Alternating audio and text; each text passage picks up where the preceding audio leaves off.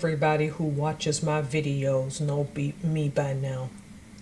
So, I'm stumbling on my words a little bit because my health hasn't been the best. Um, so, I like to typically take y'all all over the world with my stories, and I hadn't been doing that narrative lately, so I'll bring some of that back. But for right now, I want y'all to come out here with me in the state of Washington, where earlier today we had an earthquake. And before y'all panic, understand that it was one of those small ones that a few people felt. If it happened here on the Kitsap Peninsula, I didn't feel it. But I could also be in a spot where there were no tremors, or they were so insignificant that I barely felt them. I beat this dead horse about disaster preparedness, and the link to the article for Mount Rainier will come up in just a bit. You guys and girls are often told that the ticking time bomb is the active volcano at Yellowstone National Park, and I forgot what it's called, and you would be correct. If that sucker explodes, it's going to darken the world for a while. Mount Rainier is a ticking time bomb. Years ago, when I was a sailor and I was stationed in San Diego, I knew my ship was going to home port to the state of Washington. It's one of the best decisions I ever made. I'm comfortable here, and I haven't left since 5 January 2005, except for occasional visits back to Alabama.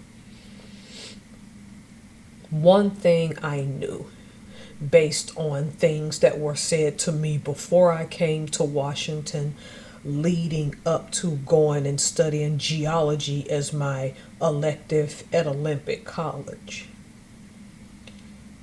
Scientists predicted that Mount Rainier was supposed to blow no later than the year 2018. Mind you, this is a snow-capped mountain in between Olympia, Tacoma, Seattle. Remember, I'm on the Kitsap Peninsula. We may get the ash, but we may not necessarily get the high flooding. It can all depend. This thing can go either way. I'll put it to you like this. Mount Rainier is such a visible force on this side of the state that on a given clear day at my own house, I can stand out on my patio and have a clear line of sight to it.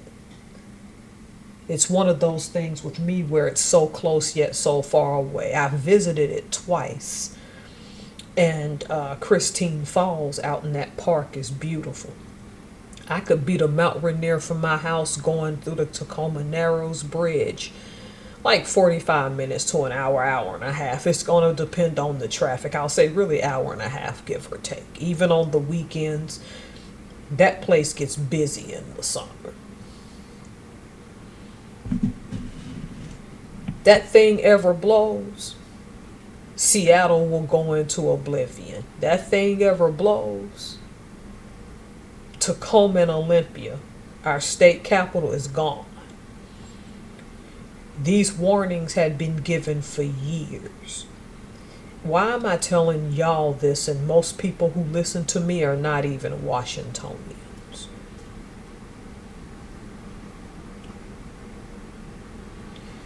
I emphasize disaster preparedness, and I'm still in the process of doing it.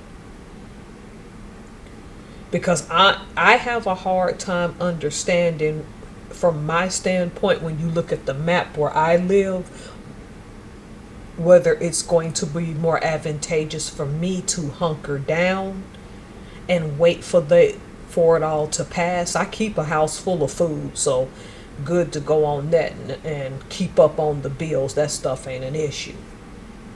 Should I hunker down, or should I be prepared to have a bug out bag?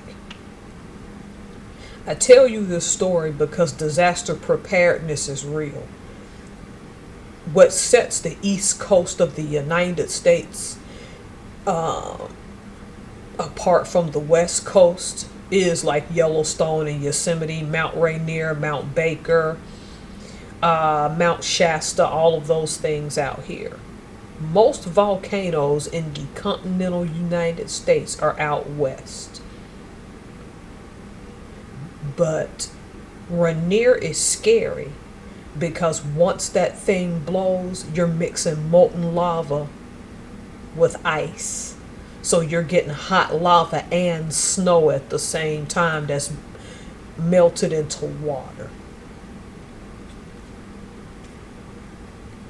I'm not a gloom and doom person. Y'all know that about me, and I'm not emphasizing gloom and doom. See, people get comfortable when they think things don't apply to them. I've increasingly started keeping all of my important papers as close to me as possible for identification purposes. Because you never know what you gotta grab and go. Fortunately, it's just my husband, myself, and our cat, so we could get a few days worth of her little capsules of food and be on our way. We'd have to figure out a bag to carry her through. That way, if we had to bug out without a car, of course, she don't get snatched and become a meal. Hey, it's a lot of wild animals out here. And before I close this, that's what I'm going to segue to. In the areas that you all live and you are having weird feelings about the weather and things, check the behavior of your pets and any animals in the area.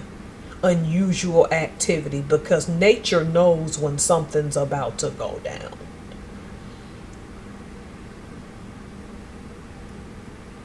We're past 2018. And here we're sitting on a ticking time bomb. And one of the first indications that you're going to know that something is wrong is when animals start to disappear. In my yard for years, every year, I would say from the time I moved here in 2014, easily until 2020, certain families of deer came to my yard every year without question. Every August, that particular month, every July to August, because they anticipated being able to pilfer the apples off of my trees. The reason I knew that my trees were no longer going to bear good fruit is because I haven't seen that many deer in my yard between the time of the pandemic up until now. I've startled a few, and they will show up. Even raccoons don't come in my yard, but I may see, I'm lucky, one a year. And I don't believe in luck. You all know what I'm talking about. If you have a dog or a cat, those pets are telling you about atmospheric changes. Y'all think I'm crazy. I'm not. This thing blows. It can have huge implications for the West Coast. And with there being an earthquake here today, I fear we're on the precipice of this.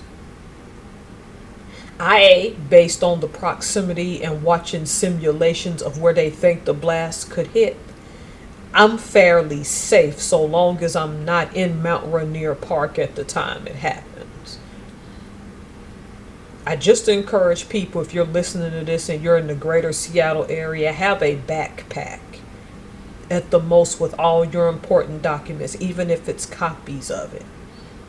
Have maybe some capsules for sports hydration so that you can stay hydrated. Have some energy bars, eat them every now and again and replenish them, and have a small mini first aid kit. Because if that sucker blows, you're gonna have to get out of Dodge. I'm okay. I didn't feel the earthquake, but I know it happened. I suspect these weather patterns will continue to get crazy. Y'all be safe. Take care.